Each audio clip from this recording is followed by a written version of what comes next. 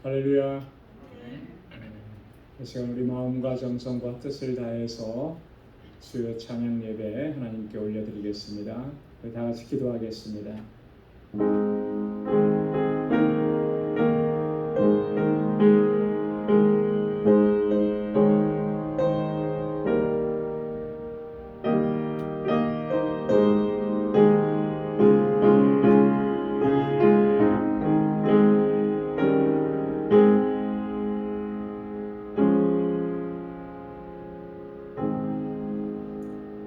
하나님이여, 주는 나의 하나님이시라. 내가 간절히 주를 찾되 물이 없어 마르고 곰핍한 땅에서 내 영혼이 주를 갈망하며 내 육체가 주를 앙모하나이다.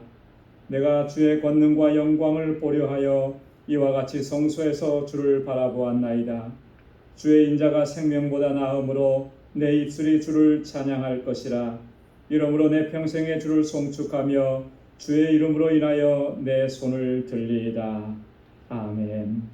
은혜가 풍성하시고 자비하신 여호와 하나님 아버지, 오늘도 저희들을 주님의 보좌 앞으로 이렇게 불러주시며 우리에게 은혜 베푸시고 권능의 손길로 항상 인도해 주시는 여호와 하나님 주님의 은혜를 기억하며 하나님께 경배와 찬양 예배드리게 하시니 감사합니다. 세상에 사는 날 동안에 여러 가지 모습으로 상하고 찢긴 모습 그대로 주님 앞에 나와왔습니다. 주님, 우리를 불쌍히 여겨주시고 긍휼과 자비를 베풀어 주옵소서. 우리의 허물과 죄악들을 주님 앞에 고백합니다. 주님, 용서하여 주시고 거룩하게 하여 주옵소서. 온 마음을 다하고 힘을 다하여 오직 주님만 경배하고 찬양하며 예배하게 하시며 아버지 하나님, 우리 가운데 임하셔서 예비하신 은혜와 주님의 평강으로 덧입혀 주옵소서. 예수님의 이름으로 기원하옵나이다. 아멘. 전능하사 천지를 만드신 하나님 아버지를 내가 믿사오며 그 외아들 우리 주 예수 그리스도를 믿사오니 이는 성령으로 잉태하사 동정녀 마리아에게 나시고 본디오 빌라도에게 고난을 받으사 십자가에 못 박혀 죽으시고 장사한 지 사흘 만에 죽은 자 가운데서 다시 살아나시며 하늘에 오르사 전능하신 하나님 우편에 앉아 계시다가 저리로서 산 자와 죽은 자를 심판하러 오시리라. 성령을 믿사오며 거룩한 공예와 성도가 서로 교통하는 것과 죄를 사하여 주시는 것과 몸이 다시 사는 것과 영원히 사는 것을 믿사옵나이다. 아멘. 이 시간 찬양으로 하나님께 영광 돌리겠습니다. 주님의 뜻을 이루소서.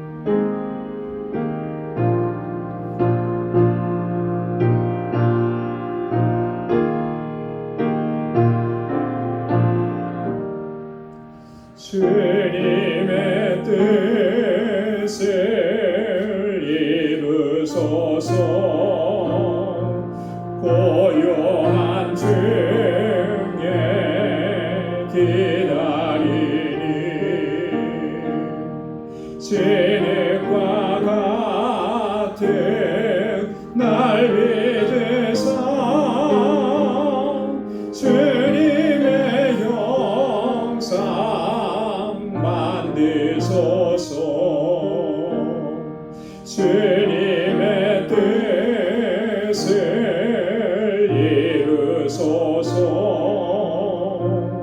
주님 발 앞에 엎드리니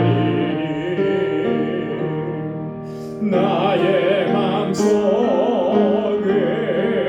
살피시사 눈보라기게 하옵소서. 주님의 뜻을 이루소서. 병들어 몸이 피곤할 때 권능의 손을 내게 펴사 새롭게 하여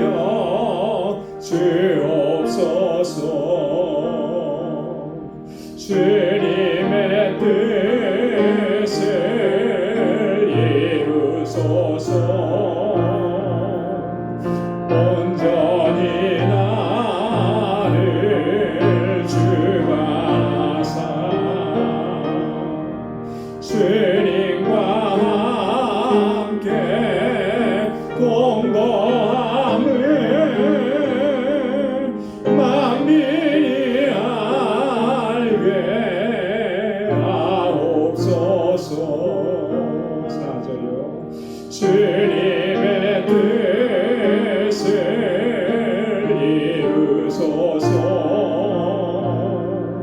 온전히 나를 주장하사 주님과 함께 동거함을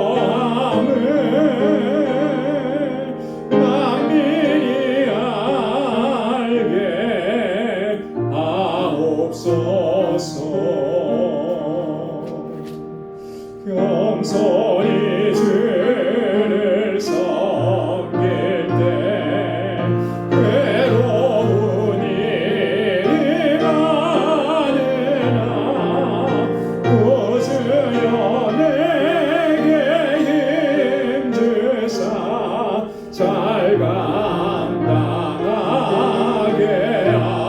하소서.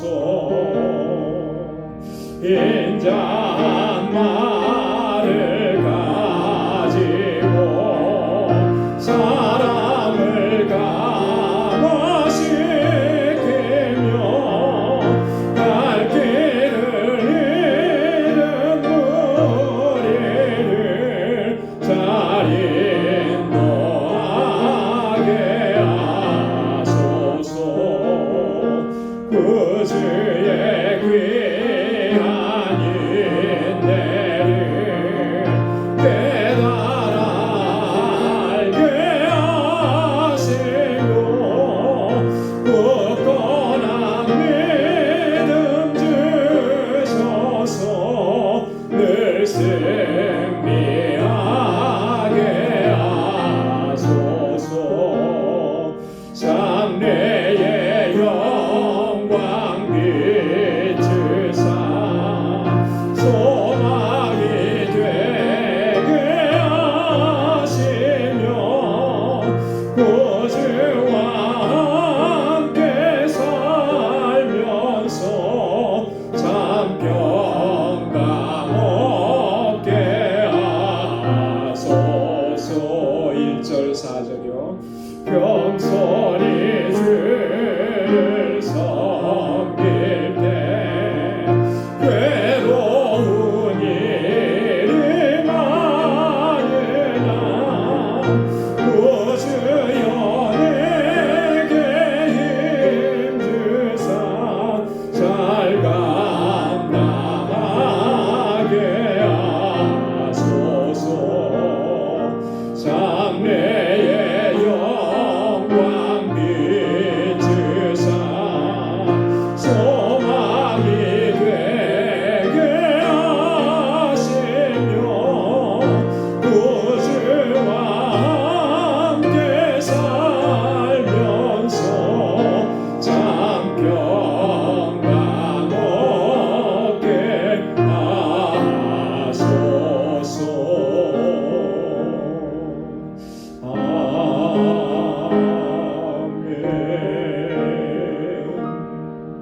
아멘. 주님께서 우리에게 평강을 더해 주실 줄로 믿습니다. 주는 나를 기르시는 목자, 우리 힘차게 찬양하겠습니다.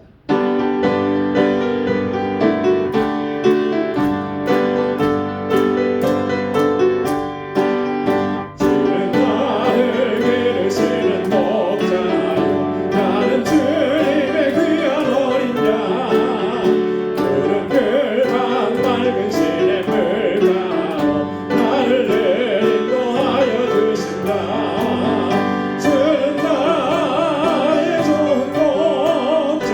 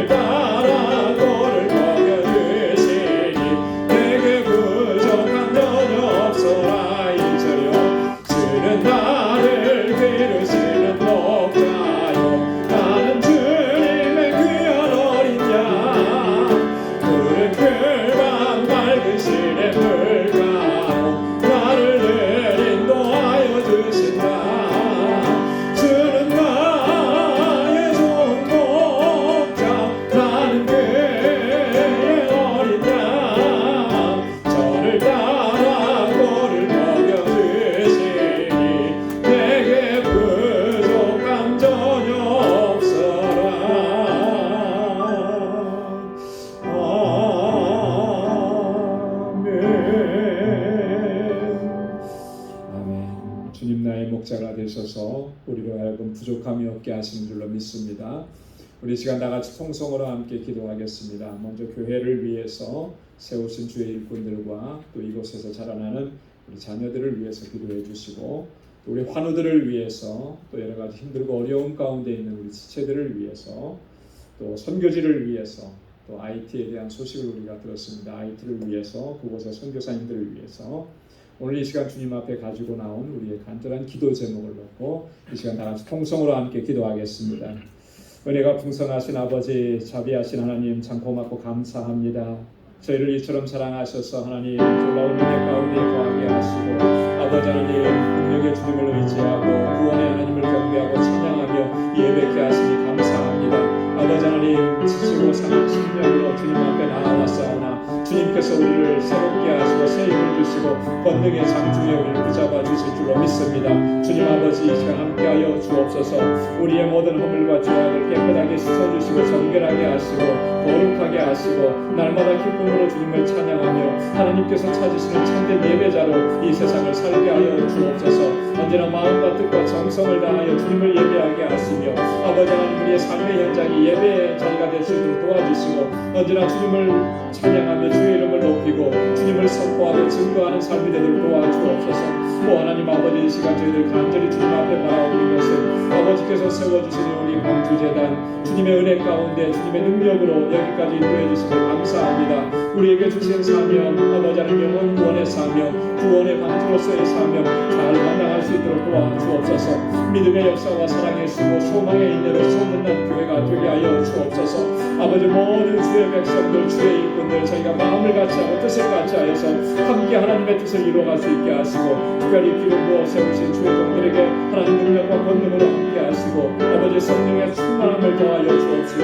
큰 믿음 더하여 주옵소서. 아버지 하나님 우리 권속들 기억해 주시고, 저들이 정말 아버지의 삶의 현장이 비록 힘들고 고통이 있고 어려움이 있을지라도 아버지 하나님 결코 낙심하고 자들하지 않게 하시고 소망의 주님을 바라보게 하시고 주의 능력을 의지하고 믿음으로 주님과 동행하는 삶을 살아가시도록 인도하여 주옵소서.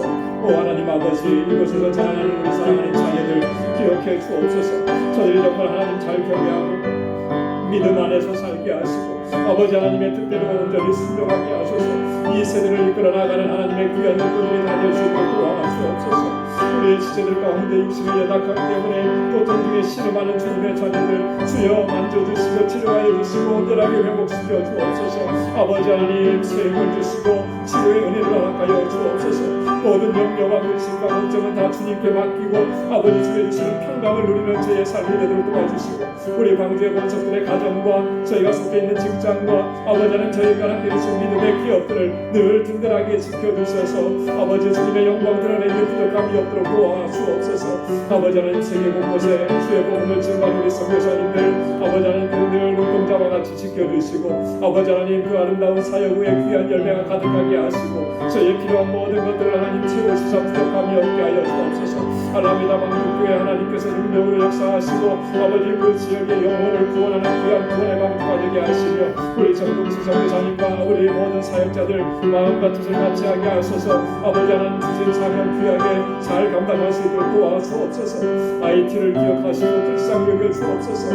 아버지 큰 고통과 아픔과 아버지 하나님 괴로움 가운데 있습니다. 주님 저들의 아버지 아픔을 주님 만져주시고 아버지 하나님 주의 긍휼과 자비를 베풀어 주옵소서. 그곳에 있는 모든 우리 선교사님들과 선교지 특별히 아버지 하나님 우리 신학교에 함께 하셔서 아버지 하나님 저들의 모든 사역이 하나님께서 기뻐하시는 귀한 사역이 되도록 도와주옵소서. 아버지 하나님 오늘 이 시간에도 저희들 주님 앞에 간절한 기도의 제목을 가지고 나와 이 시간 하나님 앞에 부르짖고 기도하오니, 사랑하는 주의 종들의 기도마다 하나님 주의 선하신 응답을 허락하여 주옵소서. 매일매일 하나님께서 베푸시는 은혜 속에 살아가게 하시고 매일매일 하나님께서 행하시는 놀라운 기적의 역사를 보며 아버지 하나님 주님과 늘 동행하게 하시고 하나님과 아버지들 주님과의 깊은 교제 안에 거하는 저희들 되게 하여 주옵소서.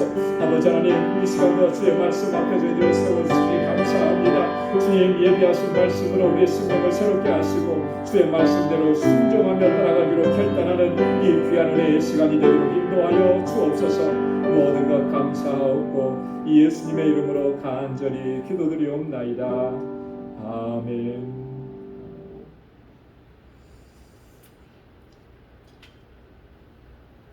귀한 은혜 허락해 주시는 줄로 믿습니다. 우리 이 시간 하나님의 말씀 같이 교독하도록 하겠습니다. 사도행전 26장 13절에서부터 마지막 32절까지 말씀. 사도행전 26장 13절에서부터 한 절씩 교독하겠습니다. 왕이여 때가 정온화되어 길에서 보니 하늘로서 해보다 더 밝은 빛이 나와 내 동행들을 둘러 비추는지라. 우리가 땅에 엎드러지매 내가 소리를 들으니 기울이 망하고 이르되 사울아 사울아 네가 어찌하여 나를 핍박하느냐 자체를 핍박하라 네가 내게 볼지니라. 내가 대답하되 주여 누이시니이까 주께서 가라사대 나는 내가 핍박하는 예수라. 일어나 네 발로 서라. 내가 네게 나타난 것은 곧 네가 나를 본 것과 장차 내가 네게 나타나니 너로 사함과 증인을 삼으라. 이스라엘과 이방인들에게서 내가 너를 구원하여 저희에게 보내어 그 눈을 뜨게 하여 어둠에서 비추고 사단의 권세에서 하나님께로 돌아가게 하고 죄 사함과 나를 믿어 거룩게 된 우리 가운데서 기업으로 깨닫게 하리이다. 아그리빠 왕이여 그러므로 하늘에서 보이신 것을 내가 거스르지 아니하고 먼저 남의 세계와 또 예루살렘에 있는 사람과 유대아 온 땅과 이방인에게까지 얘기하고 하나님께로 돌아가서 우리에게 합당한 일을 행하라 선전함으로 유대인들이 성전에서 나를 잡아 죽이고자 하였으나 하나님의 도우심을 받아 내가 오늘까지 서서 높고 낮은 사람 앞에서 증거하는 것은 선지자들과 모세가 반드시 되리라고 말한 것밖에 없으시니 곧 그리스도가 고난을 받으실 것과 죽은 자 가운데서 먼저 다시 살아나사 이스라엘과 이방인들에게 빛을 선전하시리라 함이니이다 하니라. 바울이 이같이 분명하매 베스도가 크게 소리하여 가로되 바울아 네가 미쳤도다. 네 말 한 분이 너를 미치게 하였나니. 바울이 가로되 베스도가 가여 내가 미친 것이 아니요 참되고 정신 차린 말을 하나이다. 왕께서는 이 일을 하시기로 내가 왕께 당신이 말하노니 이 일에 하나라도 하시지 못함이 없는 줄 믿나이다. 이 일은 전국에서 하는 것이 아니었소이다. 아그리빠 왕이여 선지자를 믿으시나이까 믿으시는 줄 아나이다. 아그리빠가 바울로 이르되 네가 정말로 나를 권하여 그리스도인이 되게 하려느냐. 바울이 가로되 말이 적으나 많으나 당신뿐 아니라 오늘 내 말을 듣는 모든 사람도 다 이렇게 결박한 것 외에는 나와 같이 되기를 하나님께 원하노이다 하니라. 왕과 총독과 문내와 그와 함께하는 사람들이 일어나서 물러가 서로 말하되 이 사람은 사형이나 결박을 당할 만한 행사가 없다 하더라. 이에 아그리빠가 베스도로 이르러 가로되 이 사람이 만일 가이사에게 호소하지 아니하였더라면 웃을 수 있을 뻔하니이다. 아멘. 우리 지난주에 이어서 오늘 계속되는 그런 말씀입니다. 사도행전 26장은 지난주에도 말씀드렸듯이 바울이 아그리빠 왕 앞에서 변론하는 그런 내용이라 했습니다. 앞서서 4차례에 걸쳐서 바울은 이렇게 자신의 사역과 그리스도가 메시아 되심에 대해서 변론할 수 있는 그런 기회가 있었죠. 이번이 이제 5번째고 또 마지막 변론이라고 하는 거죠. 지난주에는 우리가 아그리빠 왕 앞에서 어떤 이야기로 시작을 했는가라고 하는 부분들을 좀 살펴봤습니다.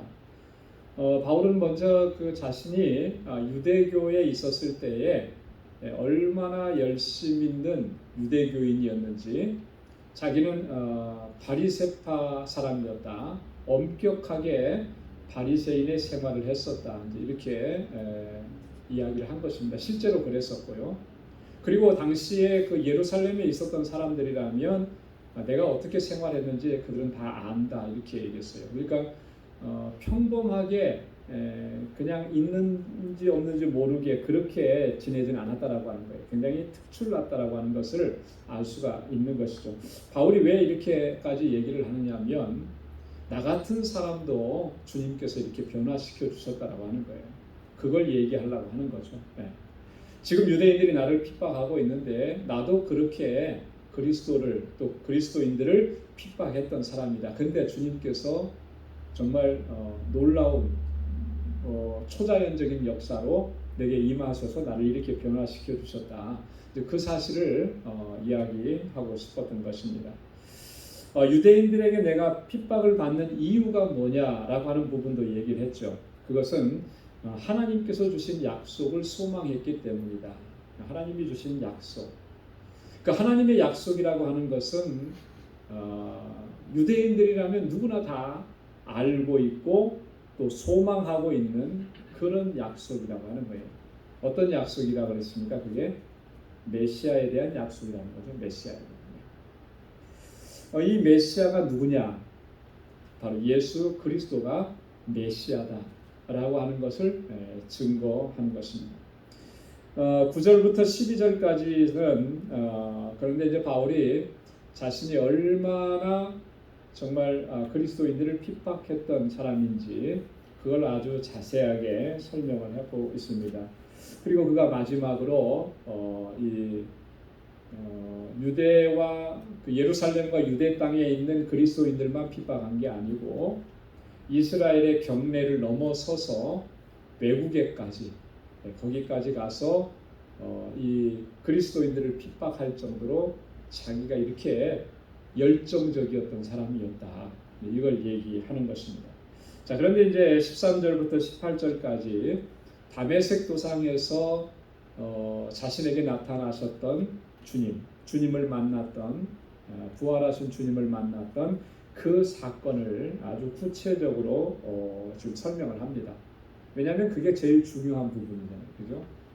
바울을 회심시켰던 사건이고 그래서 바울이 완전히 180도 다른 사람이 된 그런 사건이 일어났던 일이기 때문에 바울은 이 부분이 그의 인생에 있어서 가장 중요한 것이고 하나님께서 이렇게 역사하셨다면 여러분들 가운데도 이렇게 하나님 역사하실 수 있는 분이시다라고 하는 것 이런 것들을 이제 증거하려고 했던 것이죠.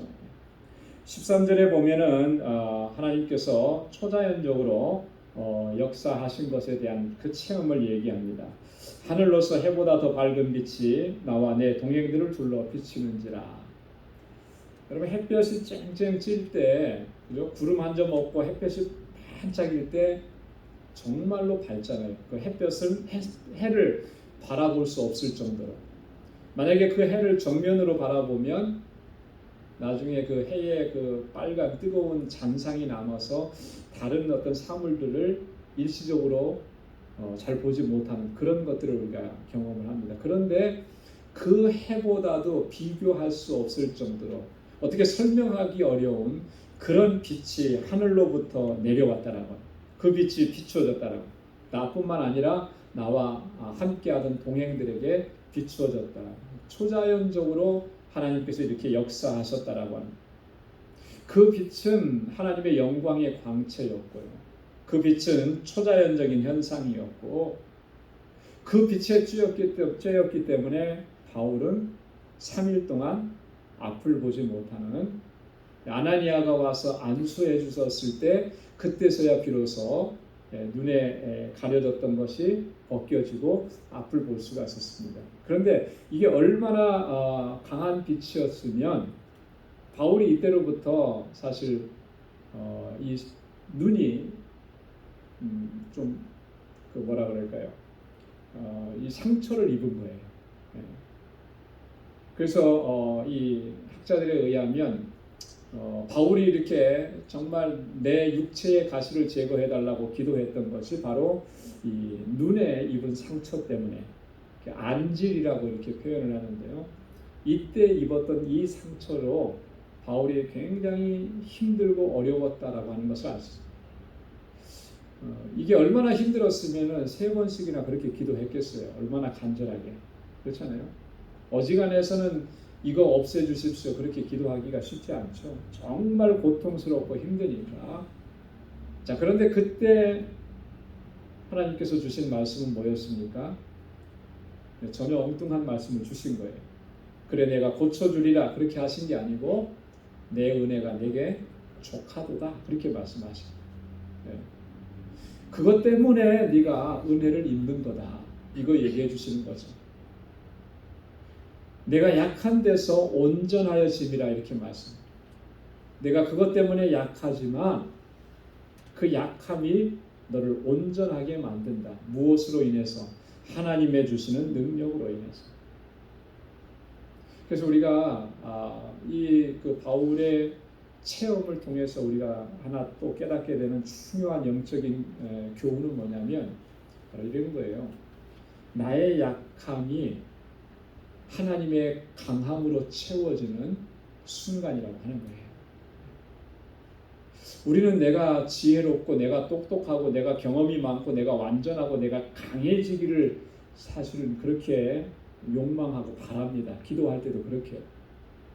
그래서 우리 자녀들을 위해서 기도할 때도 우리 한국 어머니 부모님들이 요즘에는 그렇게 기도하는 모습 잘 못 듣는데 예전에는 그렇게 많이 기도하시는 걸 많이 들었어요. 뭐냐면 머리가 될지언정 꼬리가 되지 않게 하옵시고, 그죠? 항상 머리가 돼야 됩니다. 항상 최고가 돼야 돼요. 근데 그런 심정은 충분히 이해하죠. 잘 됐으면 좋겠다. 그런데 그 잘 된다라고 하는 것이 과연 그렇게 내가 강하고 내가 완전해지고 내가 많이 배우고 그렇게 해서 잘 되어지는 거, 높은 자리에 오르는 거, 강해지는 거, 그게 정말 진정한 능력이고 힘이겠느냐? 하나님께서 우리에게 주시는 말씀은요, 그게 힘이고 그게 능력이 아니라 하나님께서 채워주시는 것이 능력이고 그게 힘이라는 거예요. 비록 내가 어리석고 내가 부족하고 내가 연약하다 할지라도 그 위에 덮어주시는 하나님의 은혜와 능력, 그것이 곧 강함이라고 하는 것이죠.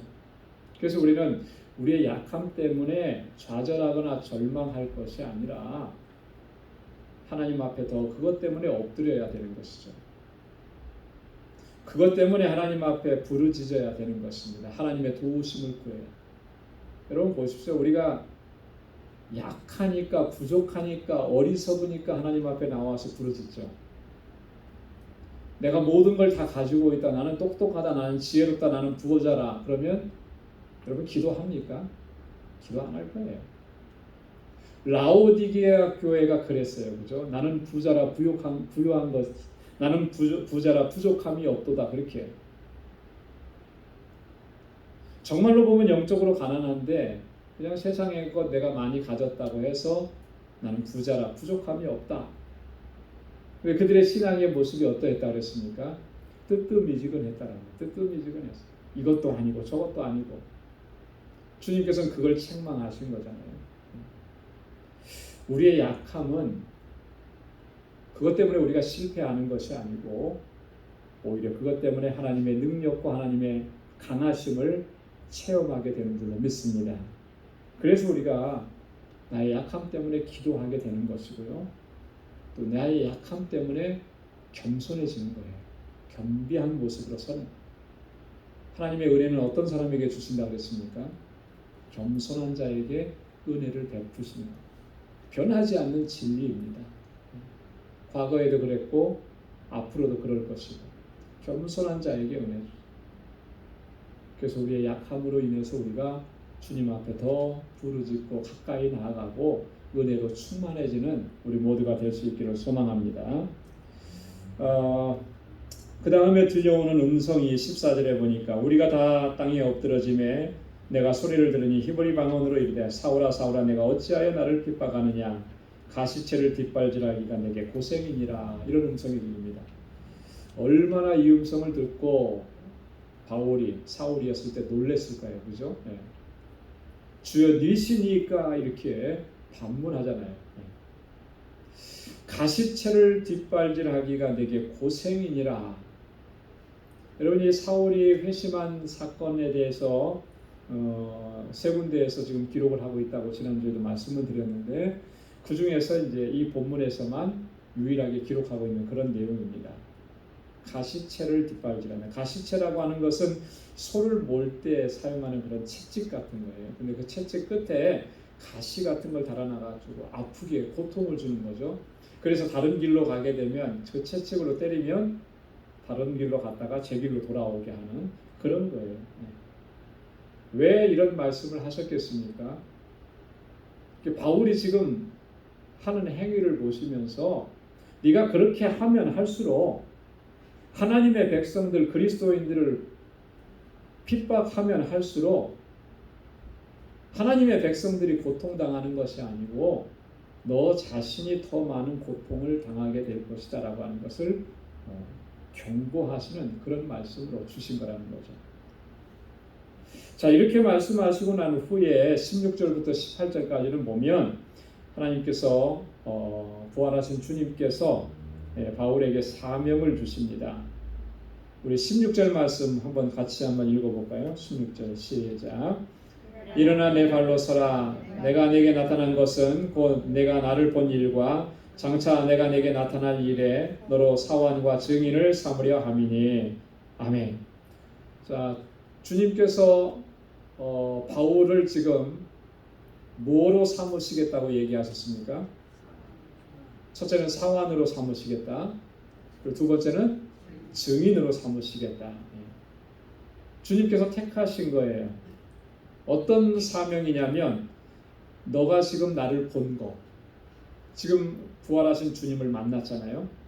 이것과 또 장차 내가 내게 나타날 일, 앞으로 바울에게 수많은 일들을 하나님께서 보여주시고 명하실 텐데 그 모든 일들을 감당하게 하기 위해서, 증거하게 하기 위해서 사환으로 삼고 증인을 삼으려 한다. 그렇게 말씀합니다.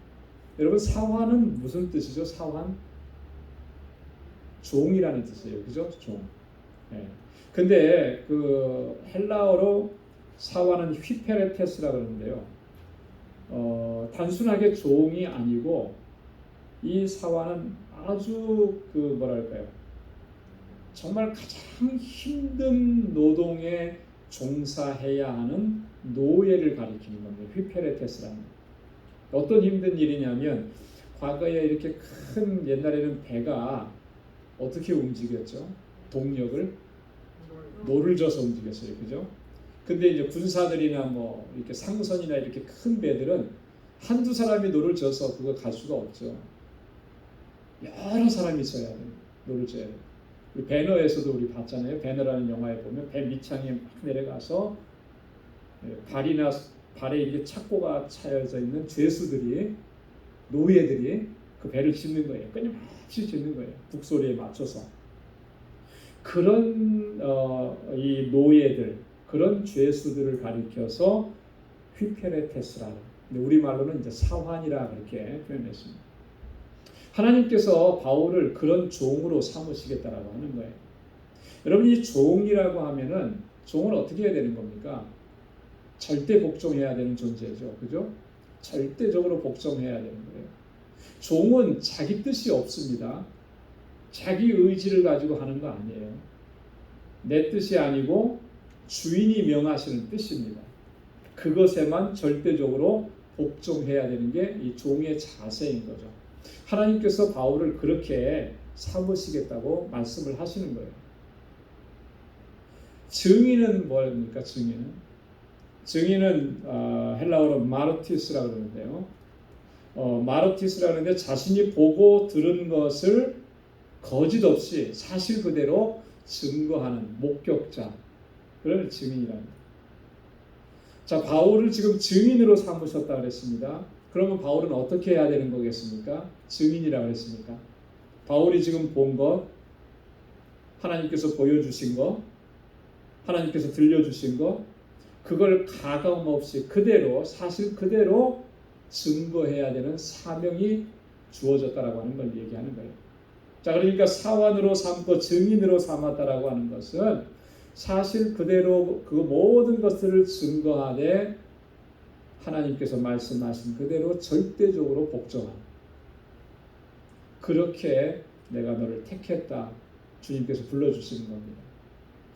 바울은요, 이때 하나님의 부르심, 이때 주님의 부르심이 완전히 그에게 각인이 되었습니다. 그래서 항상 바울은 복음을 증거하고 자신을 통해서 놀라운 역사들이 많이 일어났지만 그것 때문에 그가 마음이 높아지고 교만해지고 뭐 마치 내 능력으로 이 모든 것을 행한 것처럼 단 한순간도 그렇게 생각한 것이 없었어요. 바울은 항상 내가 그리스도의 종이라, 그래서 바울 서신서에 보면은 바울은 나는 예수 그리스도의 종이라는 표현을 많이 쓰죠. 항상 그 인식을 가지고 있었어요. 여러분, 우리는 뭐 하나님의 일꾼, 뭐 하나님의 자녀, 뭐 하나님의 백성, 사명자 이런 거 얘기하기 전에 가장 기본적으로 먼저 우리가 기억하고 늘 마음에 새겨야 되는 건 뭐냐면 우리는 그리스도의 종이라고 하는 거죠. 여러분, 이 종이라고 하는 인식을 바르게 세우지 못하면 그 다음에 내가 얘기하는 사명자 뭐 이런 것들이요 바르게 설 수가 없습니다. 종이라는 인식 위에 내가 목사라는 것도 그 직책을 감당할 수 있는 거고요. 장로라는 직책도 감당할 수 있는 거죠. 내가 목사로서의 직책을 감당하는 것도 어떤 자세로? 종의 자세로. 내게 주신 직분을 감당하는 것도 어떤 자세로요? 종의 자세로. 그렇게 할 때 하나님께서 영광 받으시고 그 섬김을 통해서 하나님께서는 귀한 역사 이루어 가실 줄로 믿습니다. 17절과 18절 말씀에 보면 그래서 이제 바울을 통해서 어떤 역사를 이루시겠다라고 하는 것을 구체적으로 말씀을 해줍니다. 우리 17절 18절도 한번 같이 읽어보겠습니다. 이스라엘과 이방인들에게서 내가 너를 구원하여 저희에게 보내어 그 눈을 뜨게 하여 어둠에서 빛으로 사단의 권세에서 하나님께로 돌아가게 하고 죄사함과 나를 믿어 거룩게 된 무리 가운데서 기업을 얻게 하리라 하더이다. 아멘. 네. 자, 이 부분은 사실 그 앞에서 이 다메섹 도상에서 체험을 얘기할 때 이 부분은 사실은 구체적으로 이렇게 설명되지는 않았었어요. 바울이 여기서 구체적으로 얘기합니다. 이방인과 이스라엘 백성들 가운데서 나를 구원해 내셔서 다시 그들에게로 보내시는데 어떤 일들을 하게 하시기 위해서, 어떤 역사를 이루게 하시기 위해서 그렇게 하냐면 첫째는 그들의 눈을 뜨게 해서 어둠에서 빛으로 나오게 하신다. 네. 캄캄한 어둠 가운데 있었던 그들을 빛 가운데로 누가 비치신 겁니까? 예수 그리스도가 빛이시잖아요. 그리스도에게로 생명의 빛으로 나오게 하는 그 사명을 감당하게 하시겠다. 바울이 그렇게 했던 것처럼, 바울이 그런 경험을 했던 것처럼 그렇게 하시겠다라고. 사단의 권세에서 하나님께로, 전에는 사단에게 사로잡혀 있던 자들이었는데 이제는 하나님께 속한 자가 되게 하시기 위해서 그들을 불러내기 위해서 바울을 보내신다라고 하는 거예요. 소속을 바꿔주시겠다라고 하는 거죠. 로마서 16장 17절로 18절 말씀에 보면 너희가 본래 죄의 종이더니, 그죠? 죄에게 속해 있었어요. 사단의 권세 아래 있었는데 그리스도의 복음으로 말미암아 우리가 죄에게서 해방되어서 누구의 종이 됐다고요? 의의 종이 되어 소속이 완전히 바뀌어요. 여러분, 죄의 종과 의의 종, 의의 종이라고 하는 것은 예수 그리스도의 종을 말하는 겁니다. 이거는 뭐 비교할 수도 없어요. 내가 소속되어 있는 소속이 이렇게 바뀌었다라고 하는 것이 우리에게 얼마나 큰 은혜고 축복이고 감격인지 모릅니다. 왜 그걸 생각해요? 지난주에도 제가 말씀을 나누면서 이 지옥이라고 하는 것, 지옥 형벌이라고 하는 것 어떤 곳이라고 그랬습니까? 영원한 형벌이라고 그랬잖아요. 그죠? 거기에서 나를 건져내셔서 영원하신 하나님의 나라에 들어가게 하신 이게 얼마나 놀라운 축복이냐. 요즘에 간접적으로 그런 걸 좀 느끼는 것 같아요. 뭐냐면 뭐 뉴스를 통해서 다 보셨겠지만 이 그 아프가니스탄 사태, 그죠? 네. 미군이 주둔하면서 그랬을 때는 그래도 잠시나마 자유와 평화를 누렸어요. 그죠? 근데 철수하면서부터 지금은 뭐 탈레반이 그 완전히 장악하고 나서는 너무너무나 끔찍한 일들이 벌어지는 거예요. 상상을 초월하는 일들이 벌어지는 거죠. 특히나 여성들이 얼마나 고통과 또 심지어는 어떤 그 여성은 뉴스에 나왔는데 그걸 뭐라 그러죠? 그 이슬람에서 쓰는 그 여자들 쓰는 거죠. 온 몸을 가리는 거 있잖아요. 그거 안 입고 외출했다고 그 자리에서 총살형을 시켰다 그러죠. 이제는 그런 일들이 비일비재하게 일어나요. 탈레반 극단주의 이슬람 극단주의자들이 점령을 했기 때문에 그들이 하는 말이 그렇더라고요. 이슬람 율법에 위배되지 않는 한은 공정하게 통치할 거다. 이렇게 얘기를 했다는데 다 걸면 다 걸리는 거 아니겠어요? 그런 상황, 비참한 상황으로. 영적으로 보면 우리가 과거에는 그랬다라고 하는 거죠. 죄의 종이었어요. 그 죄의 종이라고 하는 것은 그런 비참한 상태. 근데 거기에서 우리를 건져내서 하나님께로 오게 하셨다. 그 일을 지금 바울에게 감당하도록 하게 하신다는 거예요. 죄 사함을 얻게 하기 위해서 보내신다라고 하는 거예요. 주를 믿어서 거룩해 된 무리들 가운데서 기업을 얻게 하기 위해서. 하나님께서는 우리에게 영원한 기업을 약속해 주셨는데 그 기업을 누릴 수 있게 하시기 위해서 바울을 그렇게 보내신다. 주님이 나에게 직접 그렇게 말씀해 주셨다라고 하는 것을 증거하는 것입니다. 그리고 이어서 19절부터 23절까지는 이런 하나님의 뜻에 내가 거스르지 아니하고 순종했다라고 하는 거예요. 그리고 내가 증거한 것은 회개하고 하나님께로 돌아와서 회개에 합당한 열매를 맺으라고 그렇게 증거한 것밖에 없다. 이것 때문에 유대인들이 나를 죽이려고 한다. 그러나 하나님께서 나를 도우셔서 여기까지 이 자리에 서게 하셨다라고 하는 거예요. 나는 오직 선지자들을 통해서 모세를 통해서 하나님께서 말씀하신 것 그 내용을 증거하는 것뿐이다. 이렇게 전하는 것입니다. 자, 이렇게 바울이 구체적으로 이렇게 변론을 하는데요. 이렇게 변론을 하는 이유가 있다라고 했잖아요. 지금 이 아그리파 왕과 그 자리에 있는 모든 사람들이 바울이 증거하는 예수 그리스도 바울의 증언을 통해서 저들이 하나님께로 돌아오기를 간절하게 갈망하기 때문에 그렇게 한다라고 합니다. 그래서 29절 끝에 보면 바울이 그렇게 고백을 하잖아요. 내가 이렇게 결박당한 것 외에 이것만 빼고 여러분들이 다 나와 같기를 원한다. 나와 같다라고 하는 건 뭘 말하는 거겠습니까? 예수 그리스도를 믿고 구원의 은혜와 감격 속에서 하나님의 은혜 가운데 살아가는 그런 삶이 되기를 소망합니다. 그렇게 얘기하는 것이죠. 자, 그 다음에 이제 우리 24절부터 마지막 끝절 32절까지는 바울의 무죄함이 죄가 없음이 증명되는 것입니다. 그리고 로마로 이송되어지는 것들이 이제 최종적으로 결정되어진 내용들인데요. 자, 먼저 24절, 25절을 보면 바울의 변론을 다 듣고 나서 베스도가 먼저 반응을 보입니다.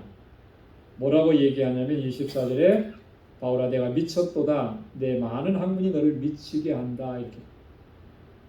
자, 주님을 믿지 않는 사람들, 복음을 알지 못하는 사람들은 지금 어떻게 보면 이 베스도가 하는 말처럼 그렇게 하기가 쉬울 겁니다. 그죠?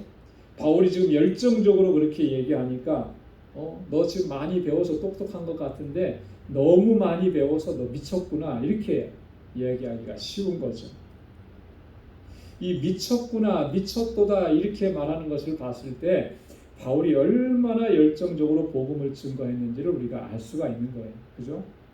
그냥 평범하게 이런 얘기 들어주시면 좋고요 이렇게 얘기했다면 아마 이런 표현을 안 했을 거예요. 아마 이야기하면서 막 침도 많이 튀었을 거고요. 막 얼굴에 막 빨갛게 핏줄도 돌았을 거고 그렇게 강력하게 열정적으로 복음을 증거했다라고 하는 것을 우리가 상상해 볼 수가 있죠. 충분히 그렇게. 그러니까 미쳤다라고 하는 표현이죠. 베스도는 지금 바울이 많은 학문 때문에 그렇게 됐다라고 판단하는 거죠. 내가 많이 배웠다고 하는데 너무 많이 배워서 너무 똑똑해서 내가 좀 돌았구나. 미쳤구나. 근데 사실 바울은 그렇지 않잖아요. 그죠? 많이 배운 거는 사실이에요. 학문이 많은 것은 사실입니다. 하지만 바울은 어떻게 했습니까?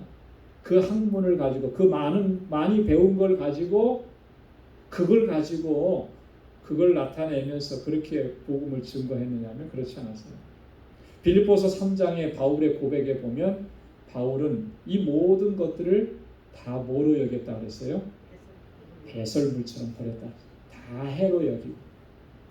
무엇을 위해서? 예수 그리스도를 위해서.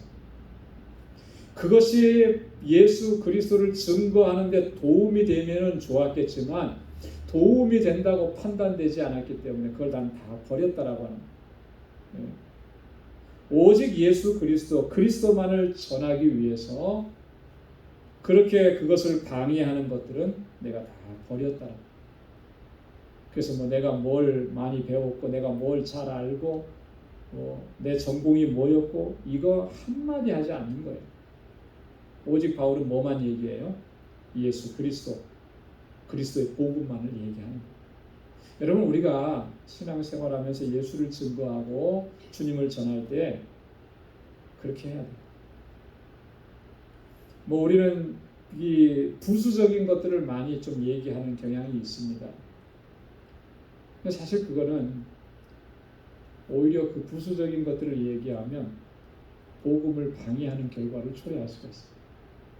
부수적이라는 게 뭐예요? 이런 거예요. 우리가 세상에서 자랑할 만한 것들. 우리 교회는 뭐 교회가 건물이 크고, 그죠? 각 부서별로 막 이렇게 시설도 잘 돼 있고, 뭐 이런 것들을 자꾸 내세워서 전도하려고 하면 그게 결국에는 장애물이 되는 겁니다. 그 가운데는 하나님의 성령이 역사하실 수가 없는 거예요. 역사하시질 않는 겁니다. 성령은 언제만 역사하시느냐면 오직 하나님의 말씀, 오직 예수 그리스도를 증거할 때 그 한마디는 굉장히 단순해 보일지 모르지만 그렇게 증거하는 그 속에 성령께서 역사하셔서 그 사람을 움직이시는 거예요. 사람의 심령을 움직이는 것은 뭐 우리가 좋은 거 이렇게 있다 이게 움직여지는 게 아니고요. 오직 하나님의 말씀이 들어갈 때만 그 심령이 움직여지는 줄로 믿습니다. 왜냐하면 그 가운데 성령께서 역사하시기 때문에. 그래서 우리는 단 한마디를 얘기해도 예수 믿어야 됩니다. 예수님이 나의 구원자입니다. 예수님이 내 모든 죄를 용서해 주셨습니다. 예수가 그리스도이십니다. 이 한마디만 전해도 그 가운데 성령이 역사하시고 놀라운 역사들이 일어나게 되는 거예요. 그래서 우리는 오직 예수 그리스도 주님만을 증거할 수 있는 우리 모두가 되기를 소망합니다. 자, 그 다음에 26절부터 29절까지는 이제 아그리파 왕을 향해서 바울이 권고하는 내용인데요. 참, 이 바울이 지혜롭다라고 하는 것을 여기서 또다시 한번 느끼게 됩니다. 26절에 보면 이 일에 하나라도 아시지 못함이 없는 줄 믿나이다. 바울이 그렇게 얘기해요. 이 아그리파 왕이 이미 이 일에 대해서 다 알고 있다라고 그렇게 표현을 하는 것을. 여러분 이 일이라고 하는 것이 어떤 일이냐면 예수 그리스도에 관한 일인 것입니다. 그죠? 그리고 그것은 바울이 지금 증거하고자 하는 복음의 핵심적인 내용이죠. 이 일에 대해서 당신도 다 들어서 이미 다 알고 있다고 나도 그렇게 확신합니다. 왜 그러냐면 이 일은 어느 한 구석에서 모르게 일어난 일이 아니고 모두가 다 알도록 다 알려진 일이기 때문에 당신이 그거 모른다고 할 수 없고 모를 리가 없습니다. 이스라엘 백성들이라면 유대인들이라면 예수님께 일어났던 이 모든 일들, 예수님께서 하셨던 말씀이라든지 십자가에 달려 돌아가셨던 일이라든지 돌아가셨다가 3일 만에 다시 살아나신 일이라든지 승천하신 일이라든지 이거를 모를 리가 없다라고 하는 거예요. 당신도 그걸 다 알고 있다라고 나는 믿는다. 자, 이 정도 얘기하면은 아그리파 왕도 뭐라고 할 말이 없는 거죠. 그러면서 이어서 27절에 그렇게 얘기합니다. 선지자를 믿으시나이까? 믿으시는 줄 아나이다. 선지자들을 믿습니까? 당신도 믿는 줄 내가 압니다. 여러분 이 말이 아그리파로 하여금 또 꼼짝 못하게 하는 거예요. 왜 그러냐면 이 바울의 이 질문이 뭐냐면 이런 거예요. 앞으로 이 바울이 자기가 의도하고자 하는 그러한 것을 이끌어내기 위한 질문이라고 하는 건데요. 선지자를 믿으십니까? 라고 하는 이 질문 안에 바울은 어떤 것을 의도하고 있느냐 하면, 여러분, 선지자들을 통해서 하나님께서 무엇을 말씀해 주신 것이겠습니까? 선지자들을 통해서 주신 말씀의 가장 핵심적이고 가장 중요한 것은 바로 메시아예요. 메시아. 그죠? 우리를 구원하시는 메시아 그리스도, 그분을 선지자들을 통해서 증거하시는 거죠. 그러니까 선지자들을 믿습니까? 그러면은 당신은 선지자들을 통해서 하나님께서 메시아를 약속해 주셨고 메시아가 그리스도이심을 인정하시는 것입니다. 인정하실 수밖에 없습니다. 이것을 의도하게 이끌어가기 위한 바울의 어떤 고도의 전략이 담긴 그런 질문이라고 하는 것이죠. 자, 이 정도 얘기하니까 아그리빠가 어떻게 할 도리를 찾지 못하는 거예요. 그리고 나서 28절에 이렇게 얘기한 겁니다. 아그리빠가 내가 적은 말로 나를 권하여 그리스도인이 되게 하려 하는도다. 사실 이 아그리빠가 바울을 신문하고 바울을 불러내서 자초지정의 얘기를 다 듣고자 했던 것은 아마 어쩌면 그냥 일종의 호기심이었을 거예요. 그죠? 뭐 바울에 대해서 본인이 뭐 얼마나 대단하게 관심이 있어서 바울을 불러내서 그렇게 얘기했겠어요? 이미 다 뭐 이렇게 재판이나 이런 게 다 끝났는데 바울을 통해서 좀 듣고 싶었던 거죠. 그냥 호기심에. 그랬다가 지금 바울이 이렇게 강력하게 얘기하니까 아주 논리정연하게 예수 그리스도에 대해서 증거하니까 이 아그리빠가 당황하기 시작한 거죠. 그래서 이제 이런 표현을 하게 된 것입니다.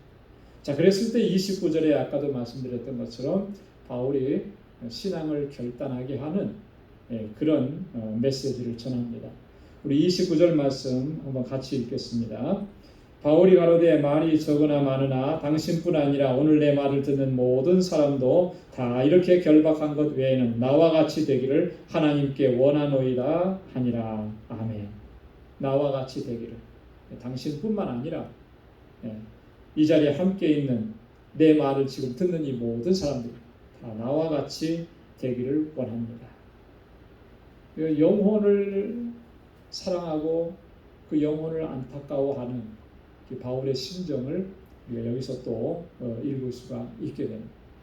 바울은 비록 그가 죄수의 몸이고 그가 재판받는 그런 상태고 아직은 미결수의 그런 상태에 있었고 이제 조금 있으면 로마로 호송되어가는, 어떻게 보면 인간적으로 보면 굉장히 처량한 그런 신세잖아요.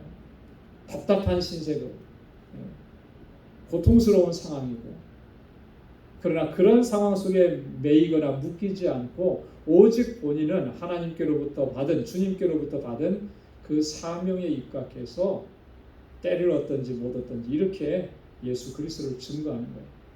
상대방이 누구이든지 뭐 왕이든지 뭐 총독이든지 자신을 핍박하는 뭐 유대인들이든지 뭐 군병들이든지 이런 거 신경 안 쓴다라고 하는 거죠. 내가 매를 맞아도, 그죠? 고초를 당해도 나는 입을 열어서 해야 될 말은 예수 그리스도 구원자, 그분을 믿어야만 된다. 그것을 증거하고 있다. 바울의 이러한 모습을 통해서 우리가 오늘 이 시간 또 한번 도전을 받게 되는 것입니다. 주님께서 우리를 부르시는 그날까지 우리의 사명은 뭡니까? 예수님을 전하는 거예요. 그죠? 복음을 전하는 겁니다. 이 복음을 증거하고 전하는 것은요, 리타이어가 없는 거예요. 이 목회자라고 하는 직책은, 또 장로님이라고 하는 직책은 다 리타이어하는 나이가 있어요. 법으로. 우리 장로교법에는 70세입니다. 그죠? 70세가 되면 그 직책을 내려놔야 돼요. 그 직분과 그 직책을 내려놓는다고 쳐도 본래적으로 본질적인 그리스도인으로서 하나님의 백성으로서의 사명은 결코 내려놓을 수가 없는 거죠. 주님이 우리를 부르시는 그날까지 우리는 예수 그리스도를 증거하고 주님을 선포하고 복음을 전해야 할 줄로 믿습니다. 그러할 때 하나님께서 생명을 구원하시고 한 영혼이라도 더 주님 앞으로 나와서 영원한 생명을 얻게 하시는 그런 놀라운 역사들을 이루시고 또 그렇게 이루어 가시는 하나님의 역사를 목도하는 그런 귀한 은혜를 누리게 하실 줄로 믿습니다. 마지막 부분에 30절부터 32절까지는 아그리파 왕에 의해서 바울이 무죄하다라고 하는 사실이 다시 한번 이렇게 증거되는 내용들이 기록되어 있습니다. 이 사람이 만일 가이사에게 호소하지 아니었다면 놓을 수 있을 뻔하였나이다. 그죠? 가이사에게 가는 것 그렇게 요청하지 않았다면 그냥 무죄 석방할 수도 있었겠습니다. 사실 그리고 어떤 면에서 보면 바울이 가이사에게 가는 거 내가 취소하겠습니다. 이렇게 했다면 무죄 석방이 될 수도 있었을 거예요. 근데 바울은 그렇게 하지 않았습니다. 왜 그렇게 하지 않은 것일까요? 하나님께로부터 받은 사명이 있으니까. 그죠? 직접 주님께로부터 음성을 들었기 때문에 내가 로마에 가서도 이 일을 행해야 할 것이다. 그게 있기 때문에 지금 내가 자유를 얻게 된다 하더라도 그것을 포기하는, 거들떠 보지도 않는 것이죠. 사명이 있으니까 그 사명 끝까지 감당하기 위해서 오늘 저와 여러분들이 바울이 보여줬던 이 모습처럼 주님 부르시는 그날까지 주님께서 주신 사명을 끝까지 잘 감당할 수 있는 우리 모두가 될 수 있기를 주님의 이름으로 축원합니다. 기도하겠습니다. 하나님 아버지 감사합니다. 오늘 이 저녁에도 저희들 주님 사랑하셔서 불러주시고 주님을 찬양하게 하시고 기도하게 하시고 또 이렇게 하나님의 귀한 말씀 들려주셔서 감사합니다. 바울이 담대하게 주님을 증거하고 복음을 전했던 것처럼 오늘 저희들도 주님께서 우리를 부르시는 그날까지 오직 예수 그리스도 주님만을 증거하고 선포하며 이 귀한 사명 잘 감당할 수 있도록 도와주옵소서. 우리 방주교회 모든 믿음의 권속들을 하나님께서 늘 강건하게 붙잡아 주시고 저희의 믿음을 더욱 견고하게 하시며 하나님 앞에서 귀하게 쓰임받는 주의 신실한 일꾼들이 다 되게 하여 주옵소서. 아버지 하나님, 우리 방주교회 권속들 저들의 가정과 직장 또 생업의 터전 항상 눈동자와 같이 지켜주시고 언제나 어디서나 주님의 사랑을 전하며 그리스도의 아름다운 향기로 드러나게 하시고 주님께로부터 받은 그 사랑을 또 널리 나누어 주고 그 사랑을 전하는 사랑의 사도들로 살아갈 수 있도록 도와주옵소서.